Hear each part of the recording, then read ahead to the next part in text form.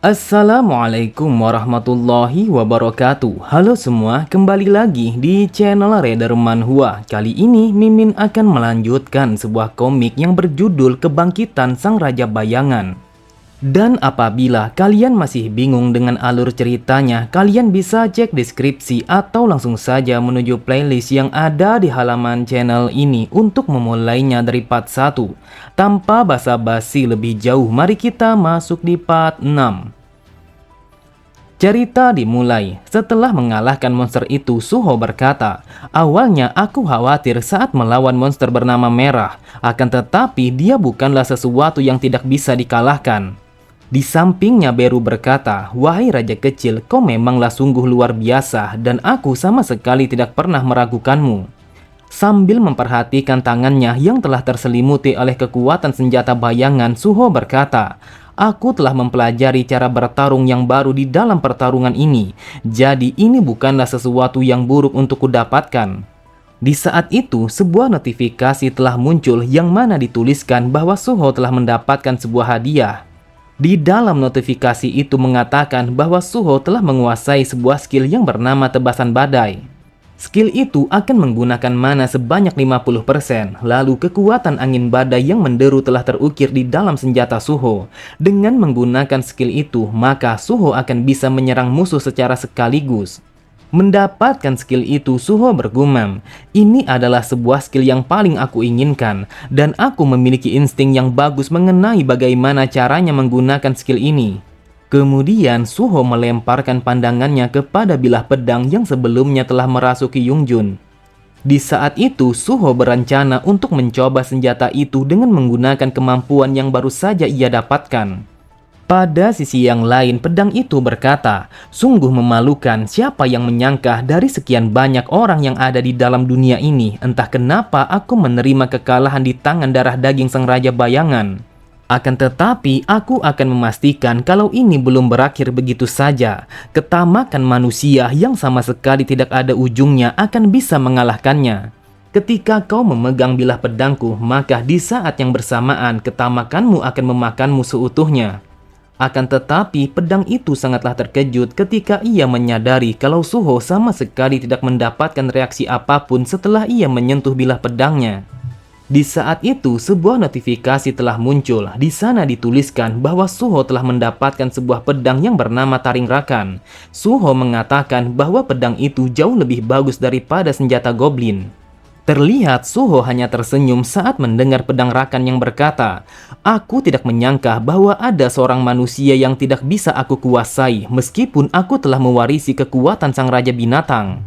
Kemudian Suho memeriksa skill apa yang ada di dalam pedang itu.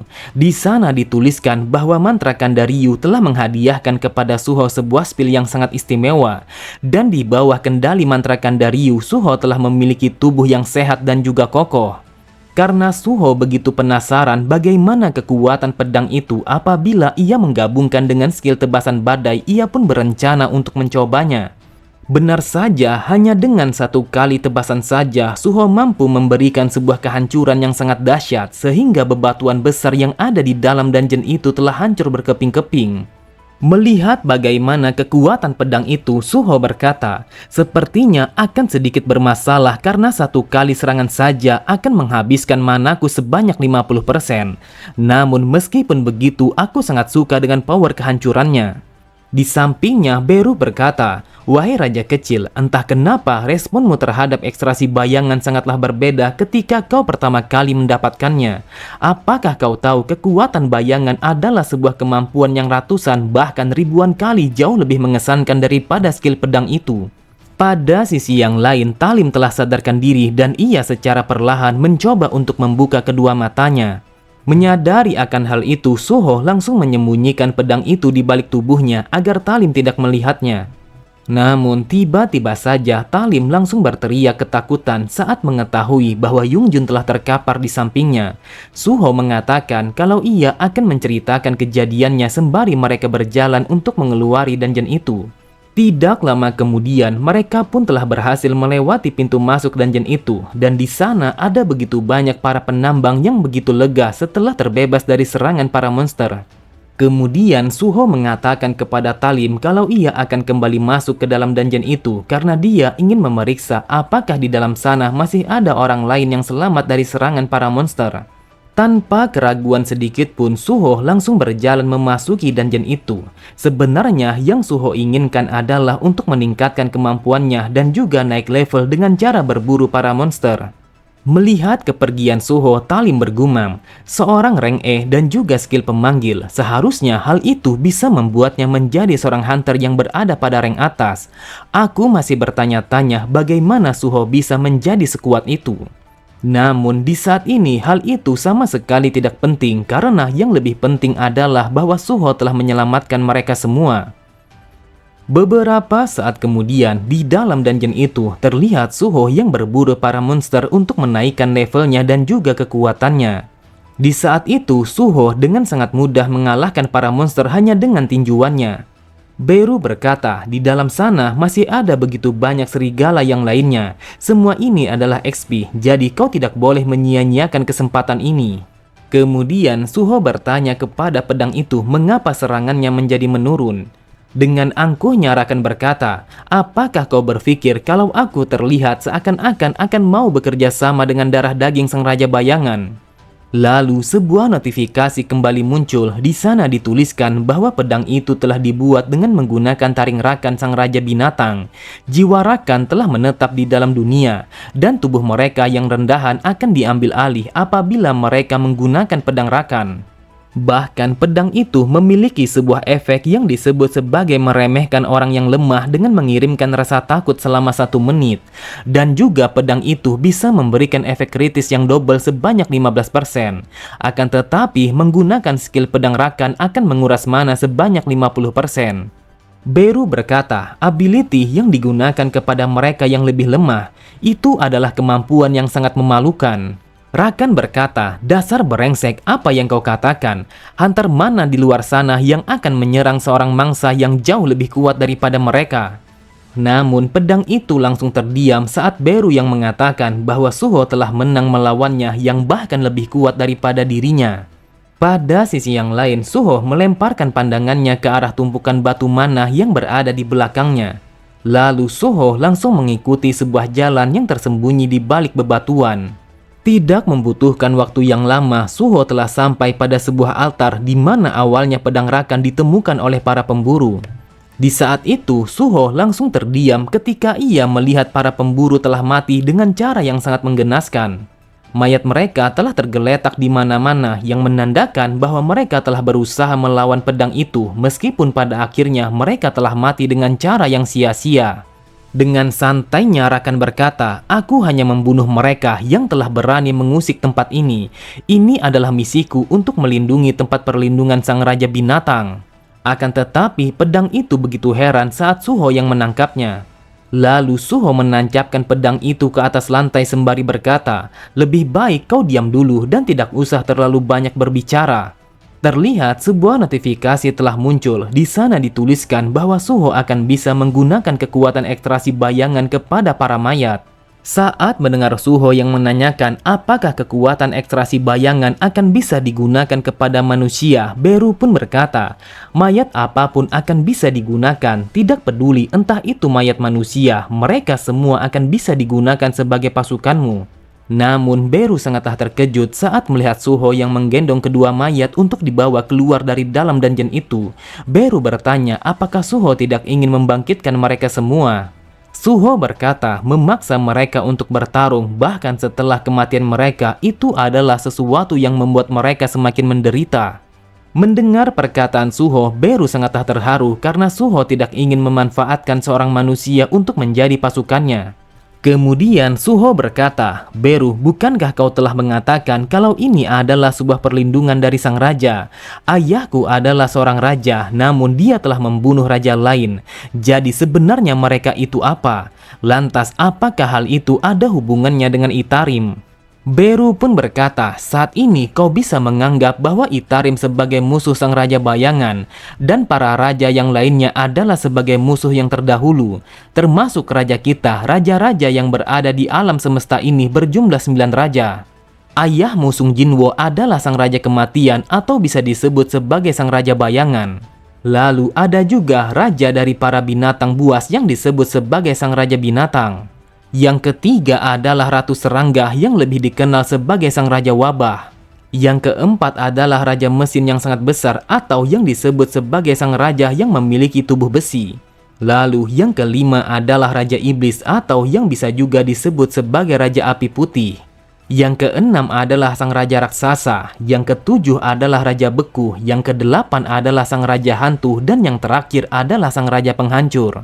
Meskipun semua raja telah memiliki kekuatan yang di luar dari bayangan, namun di saat kedelapan raja lain menginvasi dunia ini, mereka semua telah mati saat berhadapan dengan sang raja bayangan.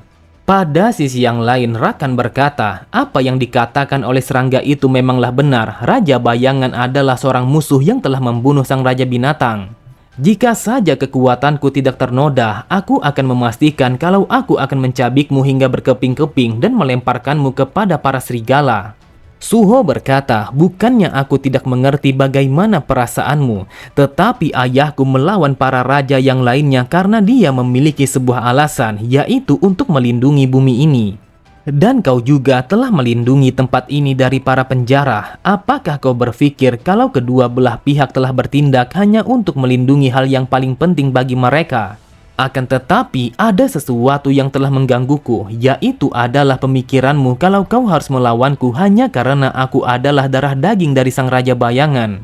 Jika melindungi tempat ini adalah misimu, bukankah itu adalah hal yang bodoh untuk bersikap sebagai musuh terhadap ayahku yang telah mengalahkan sang raja binatang?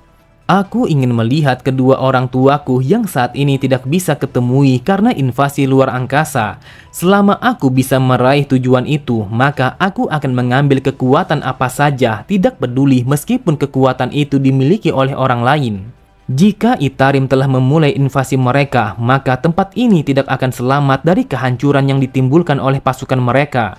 Jadi, jika kau membantuku, maka aku akan membantumu untuk melindungi tempat ini. Di saat itu, Rakan hanya terdiam. Ia mencoba untuk berpikir apakah ia harus bekerja sama dengan darah daging sang raja bayangan, seseorang yang telah membunuh rajanya itu. Kemudian Suho langsung memegang pedang itu sembari berkata, bagaimana menurutmu bayangan dan juga binatang buas telah bersatu untuk melindungi dunia ini dari ancaman yang disebabkan oleh Itarim? Beberapa hari kemudian, terlihat suasana di kota itu telah menjadi damai karena insiden yang terjadi pada pembantaian para hunter telah terselesaikan. Lalu di dalam sebuah kafe, terlihat Talim yang sedang melakukan sebuah pertemuan dengan para reporter yang ingin meliput tentang insiden itu.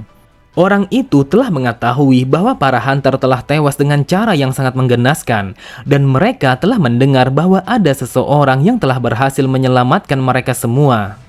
Talim bergumam, meskipun Suho hanyalah seorang reng-e, akan tetapi dia akan diperlakukan dengan baik apabila dia didengar oleh banyak orang. Dan ini adalah kesempatan yang bagus untuk membayar hutangku kepada Suho. Pada sore itu telah muncul sebuah artikel yang menghebohkan dunia maya. Artikel itu telah menjabarkan sebuah insiden di mana hunter reng-e telah berjuang untuk menyelamatkan para hunter di dalam dungeon hanya seorang diri. Artikel itu telah memasukkan wawancara dari orang-orang yang telah menyaksikan hunter itu yang melawan para binatang buas untuk menyelamatkan para pekerja.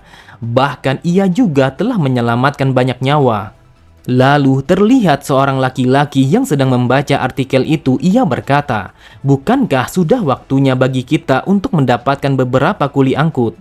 Mereka adalah tim manajemen kedua yang bernama Guild Kura-Kura Hitam. Salah satu dari mereka mengatakan bahwa mereka harus mengambil beberapa orang hunter meskipun mereka adalah hunter reng-e. Orang yang berada di depan mereka itu adalah Lee Jung-ho, sang pemimpin dari divisi itu. Ia berkata, aku akan mengirimkan seorang kandidat kepadamu, jadi bagaimana menurutmu tentang orang itu? Ia pun langsung memeriksa seorang kandidat yang telah dikirimkan oleh Jung-ho. Ia membaca satu persatu artikel itu untuk mencari tahu siapa sebenarnya orang itu. Terlihat orang itu sangatlah terkejut saat mengetahui bahwa sang pahlawan hanyalah seorang hunter reng-e. Jung-ho berkata, jika guild besar seperti kita berhasil mendapatkan orang ini, bukankah hal itu akan menjadi sebuah berita yang sangat menggemparkan seluruh Korea? Dunia akan gempar saat melihat sebuah judul yang bertuliskan seorang hero yang berasal dari rank E telah menyelamatkan umat manusia. Jadi aku tidak akan menyia-nyiakan kesempatan ini dan kita akan langsung menghubunginya. Beberapa saat kemudian, Yung Ho bertanya kepada anggotanya apakah Suho telah memberikan sebuah jawaban tentang pemanggilan mereka. Namun ia sangatlah terkejut saat mengetahui bahwa Suho telah menolak mereka secara mentah-mentah. Ia berkata, dia telah menolak guild kura-kura hitam yang sangat terkenal ini. Apakah masuk akal bagi seorang hunter rank E untuk menolak sebuah tawaran dari organisasi besar yang seperti kita?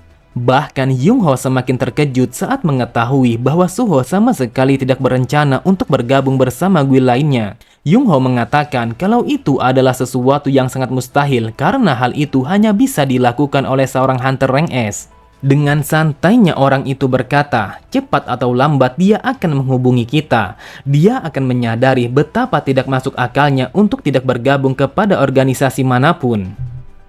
Di tempat yang berbeda, Suho hanya bersikap santai. Ia berkata, aku telah mendapatkan begitu banyak tawaran dari para organisasi terkenal setelah kembali dari dungeon.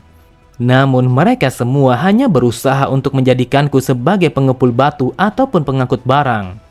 Jika aku bergabung bersama mereka, maka hal itu akan menghalangi perkembanganku melalui peningkatan sistem. Jadi sama sekali tidak ada alasan bagiku untuk mau menerima tawaran mereka. Kemudian Suho melemparkan pandangannya kepada Rakan yang terbaring di sampingnya. Suho berkata, Rakan, apakah kita akan melanjutkan percakapan kita yang sebelumnya?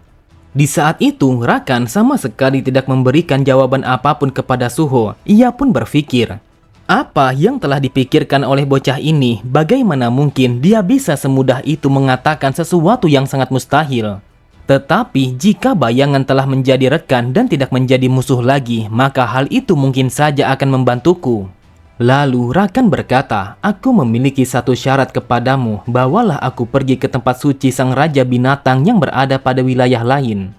Suho bertanya bagaimana caranya untuk bisa ke tempat itu. Rakan berkata, jika itu adalah wilayah tempat suci sang raja binatang, maka aku akan bisa menemukan lokasinya meskipun lokasinya sangatlah jauh.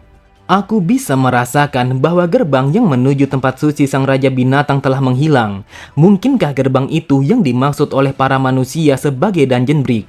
Suho berkata, jadi tempat suci itu seharusnya telah berubah menjadi sebuah dungeon yang bertipe lapangan. Dungeon bertipe lapangan adalah ketika sebuah kerusakan dungeon telah terjadi pada gerbang yang terlantar, dan para monster langsung mengambil alih tanah tersebut dan membuatnya menjadi tandus. Kemudian Suho mengirimkan pesan kepada pamannya untuk tidak mengkhawatirkannya karena di saat itu ia akan pergi ke suatu tempat. Setelah mengirimkan pesan itu, Suho langsung bersiap untuk pergi menuju di mana tanah suci kekuasaan sang raja binatang itu berada. Beberapa saat kemudian, Suho pun telah sampai pada sebuah tempat dengan mengikuti arahan yang telah ditunjukkan oleh Rakan. Saat melihat lokasi itu, Suho bertanya kepada Rakan apakah ia yakin kalau tempat itu adalah lokasinya. Karena di saat itu Suho melihat bahwa tempat yang mereka tuju adalah sebuah tempat yang telah dikuasai oleh guild hunter. Suho berkata, kita tidak bisa memasuki wilayah pribadi orang lain tanpa izin. Aku telah mendengar bahwa guild Hyena terdiri dari para gangster, jadi mungkin saja ada begitu banyak para berandalan di dalam sana. Di sampingnya Beru berkata, daripada mendengarkan makhluk rendahan seperti itu, lebih baik kita naik level dan juga meningkatkan kekuatanmu. Sambil tersenyum dan juga bersiap menggunakan kekuatan otoritas sang penguasa, Suho berkata, tentu saja aku akan memasuki tempat ini. Di saat itu, Suho langsung mengarahkan kekuatannya kepada sebuah kamera yang mengawasi wilayah itu. Sambil menghancurkan kamera pengawas itu, Suho berkata, dengan menghancurkan kamera itu, maka tidak akan ada bukti kalau kita memasuki wilayah mereka. Beru berkata, caramu untuk melakukan sesuatu tanpa adanya keraguan sungguh sangat mewakili sang raja bayangan. Setelah melewati pagar pembatas, Suho bertanya, apakah dungeon bertipe lapangan memang memiliki sebuah kabut yang setebal itu? Beru kembali berkata, kabut ini adalah sebuah sihir yang berasal dari luar angkasa. Kabut ini telah memaksa penghalang dimensi untuk hancur sehingga terjadinya sebuah celah di antara dunia ini.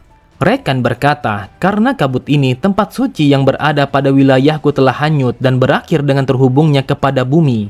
Makhluk-makhluk yang berasal dari luar angkasa telah menggali lubang besar pada dimensi kami untuk mengirimkan pasukan mereka.